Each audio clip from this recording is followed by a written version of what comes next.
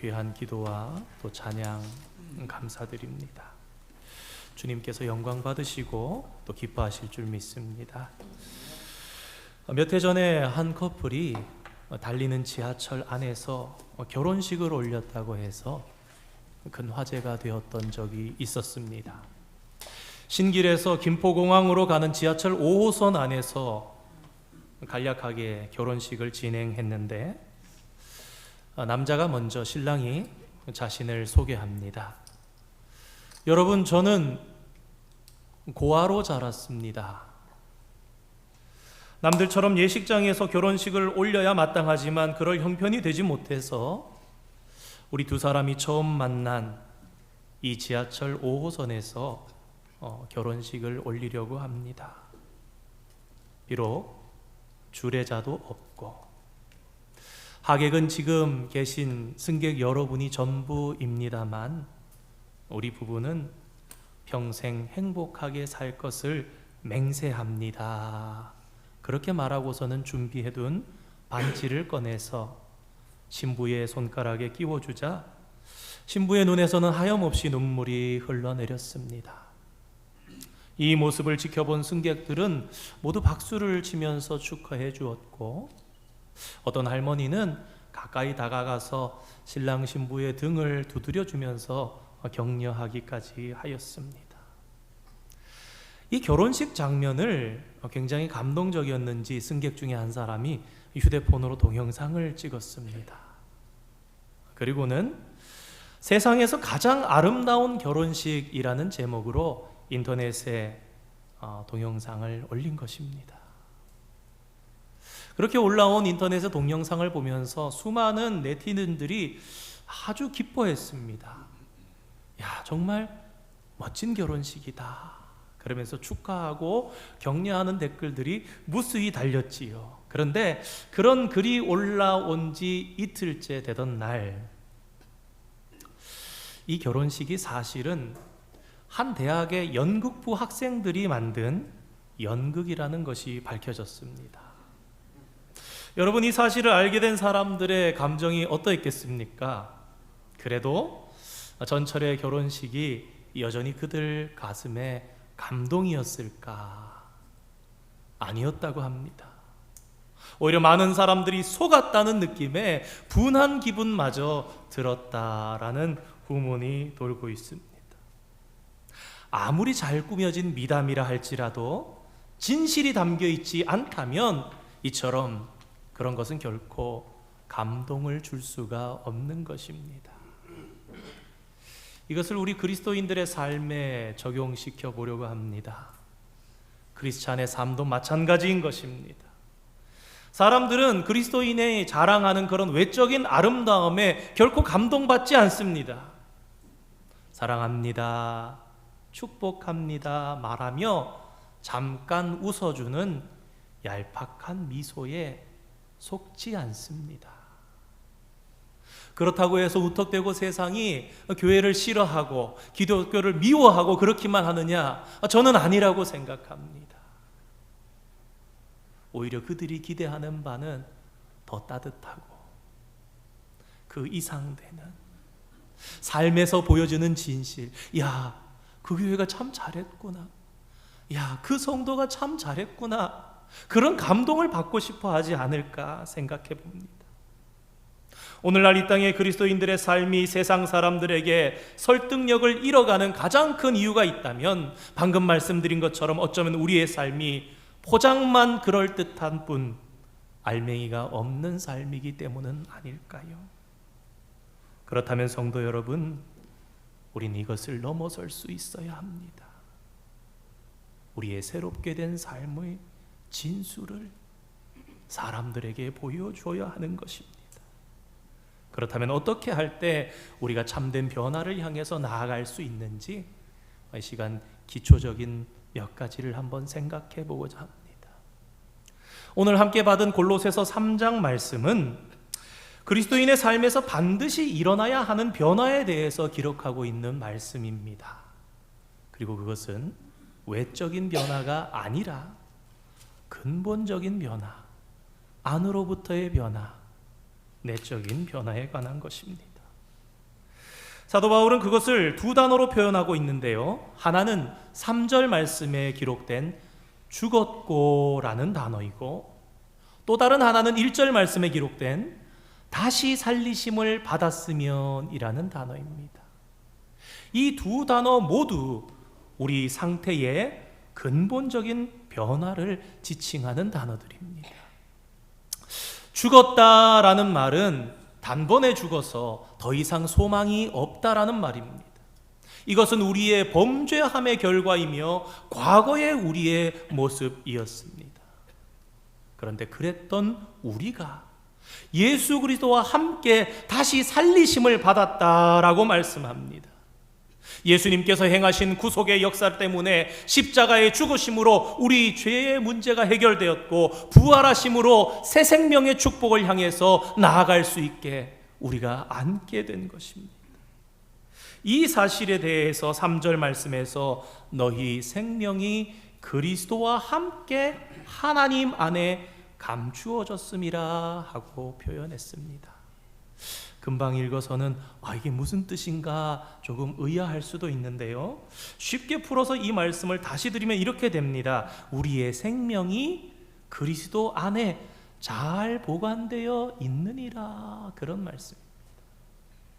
그러니 이처럼 놀랍고 위대한 축복이 어디 있겠습니까? 그럼에도 불구하고 오늘 우리의 삶은 생명력이 없을 때가 많은 것 같습니다. 무기력하고 답답합니다. 쳇바퀴가 계속해서 돌듯이 제자리에서 맴도는 것만 같을 때가 많이 있습니다. 과연 그 이유가 무엇일까요? 그리스도인이 됐다는 신분적인 변화는 있는데 거기에 만족할 뿐 우리가 거기에 멈춰서서 생활 속에서의 변화를 향해서 나아가지 않기 때문에, 변화를 추구하지 않기 때문입니다. 그래서 문의는 그럴듯해 보이는데 삶의 열매는 없는, 세상과 별 차이가 없는, 어쩌면 동일한 그리스도인의 삶을 사는 것입니다. 이것을 하나님께서는 기뻐하시지 않으십니다. 이것은 하나님께서 기뻐하시는 그리스도인의 모습과 다릅니다. 미국의 위대한 영성신학자인 달라스 윌러드는 하나님의 모략이라는 책에서 이런 기독교인들의 신앙을 이렇게 표현했습니다. 에드블룸 페이스, 커다란 풍선에다가 헬륨가스를 가득 넣어가지고 하늘에 띄워놓고 그럴듯하게 선전합니다. 속은 비어있지요. 혹평했던 것입니다. 달라스 윌러드의 말은 우리의 신앙이 겉만 멋진 광고와 같다라는 것입니다. 그는 또한 우리의 신앙이 즐기고 누리고 소모하는 데만 맞춰져 있다고 말합니다. Consuming Christianity다, 그렇게 그 책에서 또 표현했었습니다. 사랑하는 성도 여러분, 우리가 옛날 사람의 방식, 세상 사람들이 살던 때의 가치관을 그대로 가진 채로 살아간다면 과연 어떻게 우리가 하나님께 영광을 돌리며 살 수 있겠습니까? 하나님께서 부르지 않으셔도 영광대로 사는 것이었겠죠. 그렇다면 달라져야 합니다. 변화된 삶으로, 새 사람의 삶으로, 천국 백성의 삶으로 나아가야 하는 것입니다. 쉬운 예를 하나 드리겠습니다. 지금은 하나님의 부르심을 받고 목회를 하시는 분이신데요, 그전에는 의류 사업을 하셨던 분이십니다. 그분이 의류 사업을 하실 때 옷을 만들어서 팔고 또 옷을 만들어서 다른 지역으로 배송을 하는 그런 일을 하셨습니다.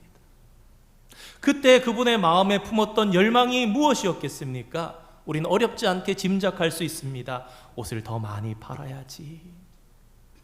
그래서 더 큰 옷가게를 차려야지. 더 많은 돈을 모아야지. 하나님의 콜링이 있었습니다. 의류 사업을 다 접고 모든 것을 던져서 목회를 열심히 하셨습니다. 그렇게 수년간 목회를 하다가 문득 어느 날 성령의 조명하심 가운데 이런 생각이 들었답니다. 옛날 사업할 때의 마음이 그대로 내 안에 남아있구나. 그래서 이렇게 고백하십니다.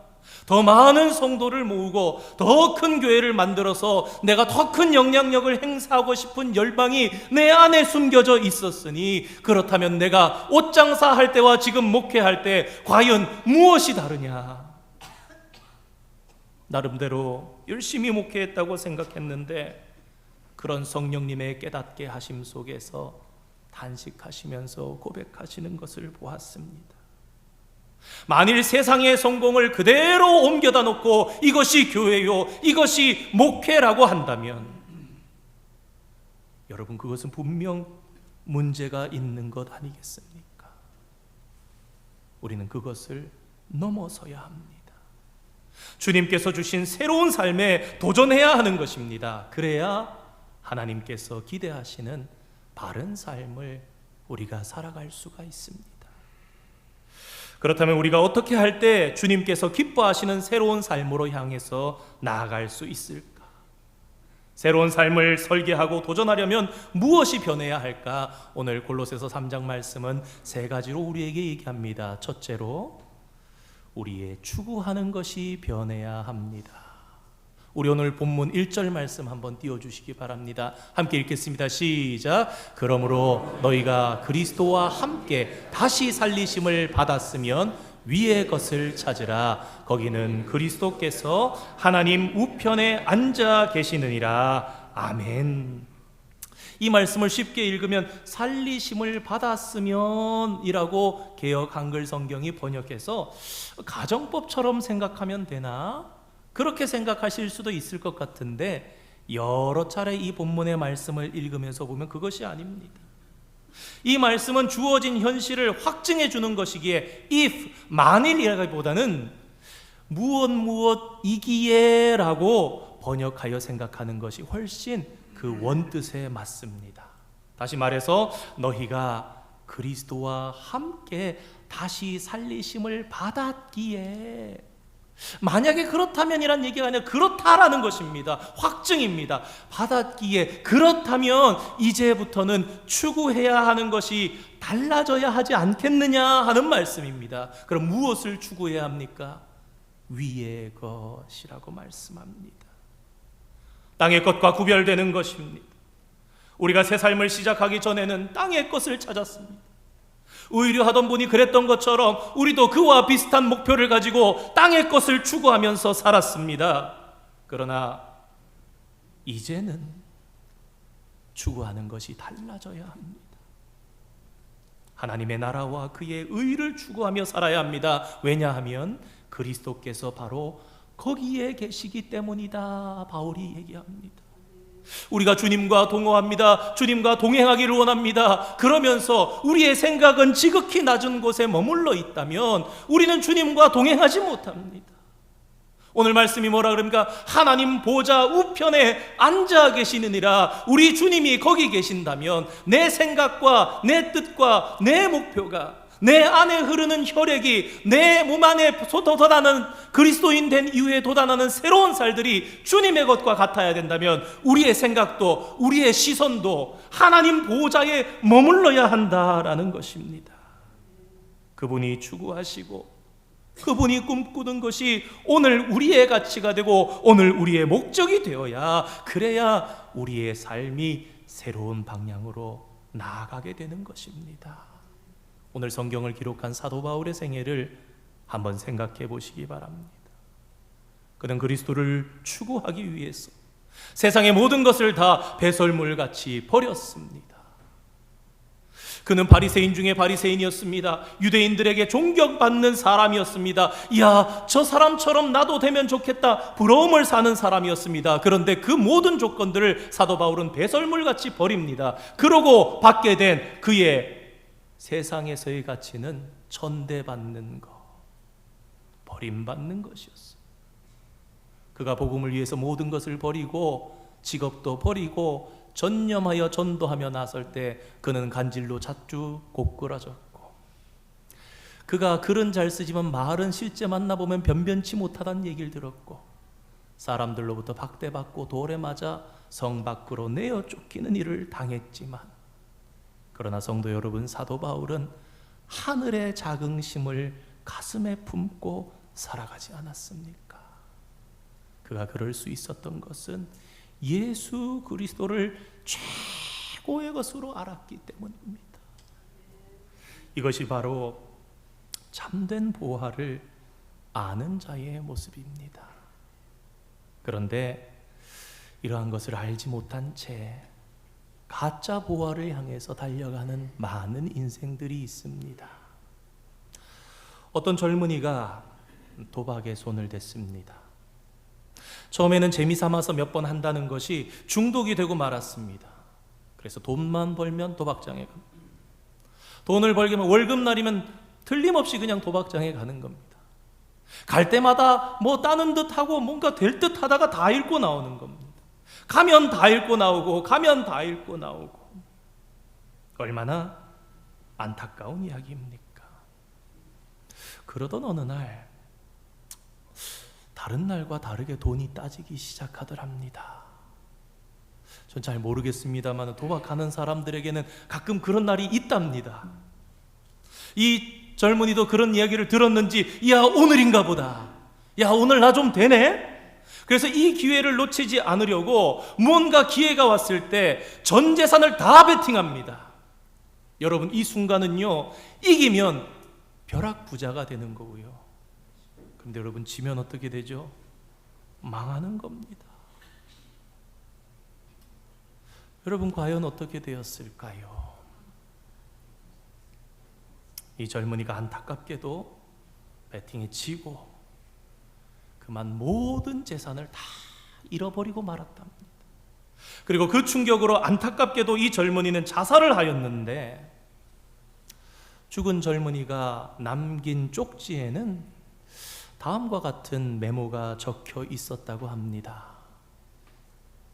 내 이럴 줄 알았다. 내 이럴 줄 알았다. 아니, 그럴 줄 알았으면 진작에 그만뒀어야 하는 것 아닙니까?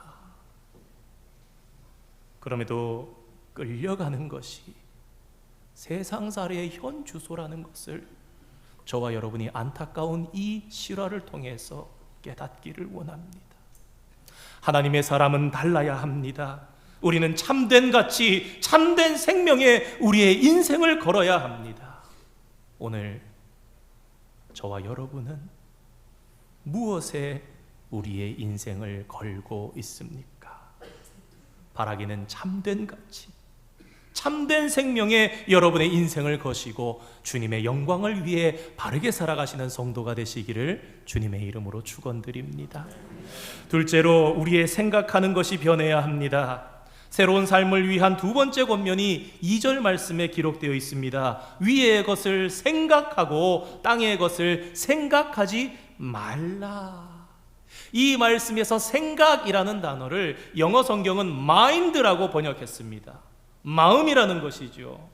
위의 것에 마음을 두고 땅의 것에 마음을 두지 말아라. 즉, 마음 속에 다른 것을 품고 살아가야 할 것을 강조한 것입니다. 우리의 마음에 땅의 것을 품고 살면 땅의 것만 보이기 마련입니다. 때때로 예배당에 와서 예배드리면서 그럴 때가 있잖아요. 돌아보면, 야, 나 한 주간 내내 어디다 마음을 두고 살았나? 혹은 예배드리면서도 땅의 것이 내 마음에서 지워지지 않을 때도 있지 않습니까? 마음에 땅의 것을 품고 살면 땅의 것만 보이기 마련입니다.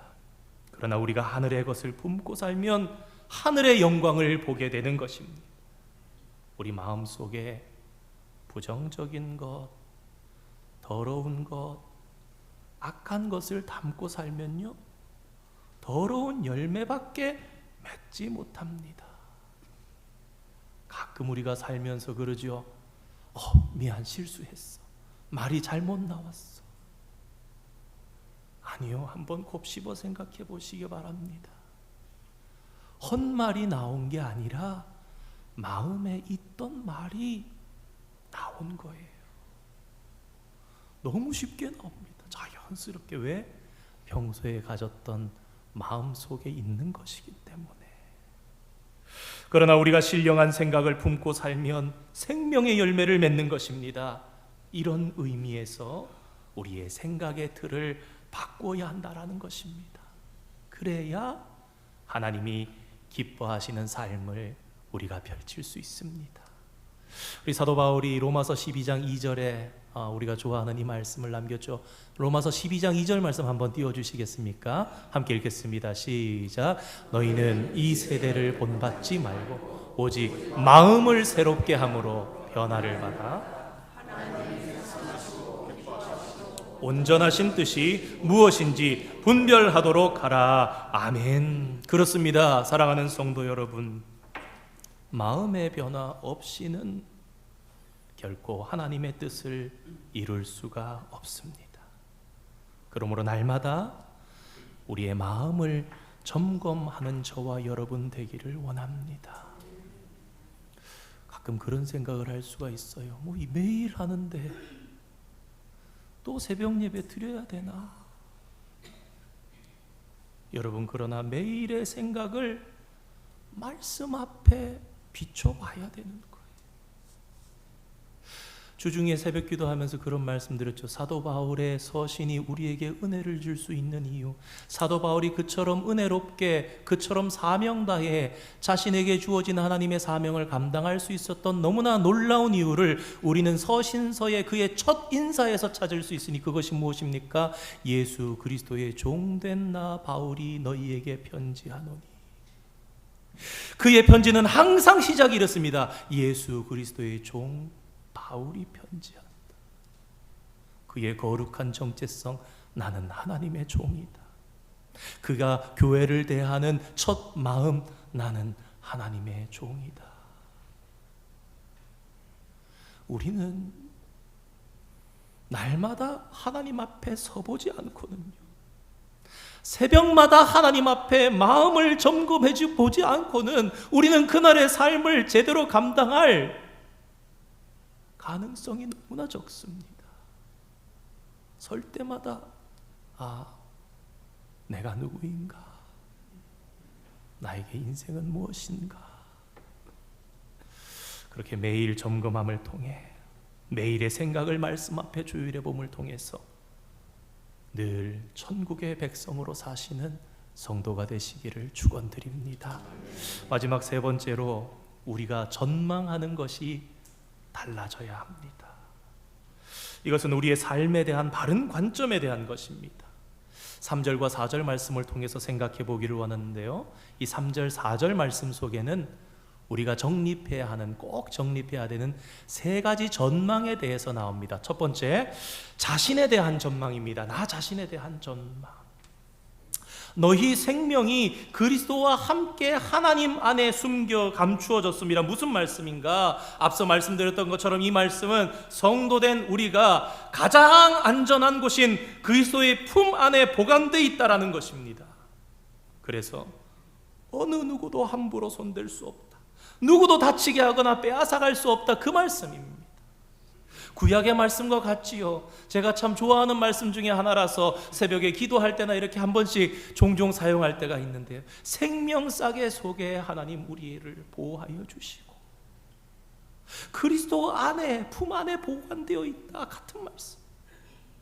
하나님께서 이스라엘 백성들을 광야 가운데 인도하실 때에 마치 독수리가 그 날개에 자식을 얹은 것 같이 옮겨주셨고, 그들의 의복이 상하지 아니하고 터럭이 하나 해함을 받지, 의복이 해함을 받지 않고 터럭이 상함 받지 아니하고 그렇게 너희들이 40년 광야의 생활을 살았다.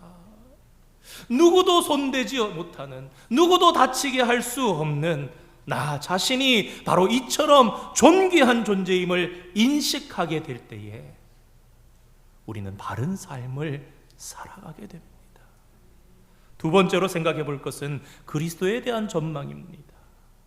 그리스도께서 나타나실 그때에 라고 말씀합니다. 이 말씀이 무엇입니까? 예수님께서 재림하실 때, 예수님께서 이 땅에 다시 오실 때를 의미하는 것입니다. 사랑하는 성도 여러분, 주님께서 다시 오실 때 어떻게 오신다고 성경이 우리에게 말씀하셨습니까? 하늘과 땅의 모든 권세로 영광 중에 주님께서 하늘에 재림하실 그때에는요, 온 땅의 심판주로 다시 오시는 것입니다. 주인으로 오시는 그분, 심판하시는 주님이 오신다. 성도는 그분에 대한 바른 전망이 있어야 충성된 삶을 살 수 있는 것입니다. 성도가 그래, 언제 오실 거야? 오신다 그랬어 라고 살아가면 제대로 된 삶을 살 수가 없는 거예요. 그분이 오신다, 언제 오셔도 이제 이상하지 않다, 권능과 능력으로 심판주로 오신다. 그러면 어떻게 해야 할 것인가? 우리의 삶이 달라진다는 것입니다. 마지막으로 우리의 사명에 대한 전망입니다. 너희도 그와 함께 영광 중에 나타나리라 말씀하십니다. 이것은 우리의 소망에 대한 말씀이기도 하지만 사명의 열매에 관한 말씀입니다. 두 번째와 연결해서 생각해 볼 수 있겠지요. 그때의 심판주로 오실 우리 주님 앞에 부끄럽지 않게 서려면 오늘 우리의 사명을 바르게 감당해야 한다라는 것입니다. 이 사명에 대한 전망이 분명해야 우리가 삶을 낭비하지 않고 바른 뜻을 향해 살아갈 수 있는 것입니다. 예화 하나, 실례를 하나 드리면서 말씀을 마치려 합니다. 한 자매가 기독교 TV에서 나와서 했던 간증인데요.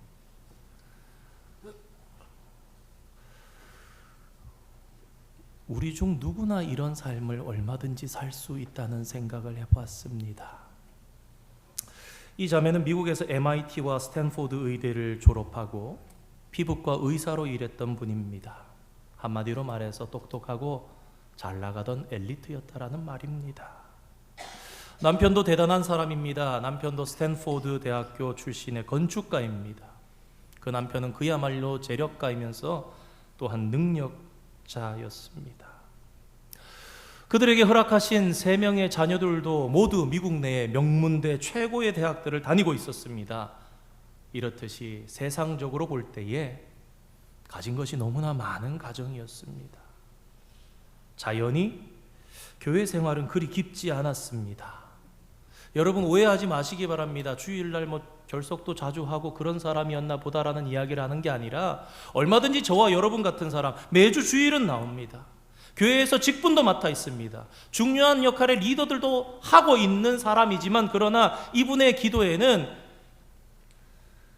깊이 있는 간절함이 없었습니다. 그러던 어느 날 이 자매가 폐암에 걸렸다는 선고를 받습니다. 폐암만 해도 너무나 두려웠을 텐데 설상가상으로 암이 뇌까지 퍼져서 암세포가 뇌 여기저기에 퍼져서 치유가 불가능하다라는 선고를 받았습니다. 그러니 그녀의 많은 물질이 무슨 소용이 있겠습니까? 그녀의 의사로서 똑똑하고 명망 있고 학위가 세상의 학위들이 무슨 의미가 있었겠습니까? 생명이 떠나면 그 모든 것도 사라져버리고 아무 의미 없는 것 아닙니까? 비로소 이 자매가 하나님 앞에 엎드리기 시작했습니다. 착각했던 지난날의 삶이 하나님 앞에 바르게 깨달아졌던 것이죠. 하나님 없이도 얼마든지 잘 살 수 있다라고 입술로 고백했던 것이 아니었지만 그녀의 마음속 깊은 곳에는 하나님 없어도 별로 불편한 게 없었던 거예요. 그런 교만함이 그때서야 깨달아졌던 것입니다. 아, 내가 그랬구나. 온 마음을 다해서 하나님 앞에 엎드립니다. 온 교회도 구역도 안타까운 그녀의 이야기에 함께 중보기도를 합니다. 그 결과 하나님의 기막힌 은혜로 처방받은 약을 통해서 낫게 되었고요.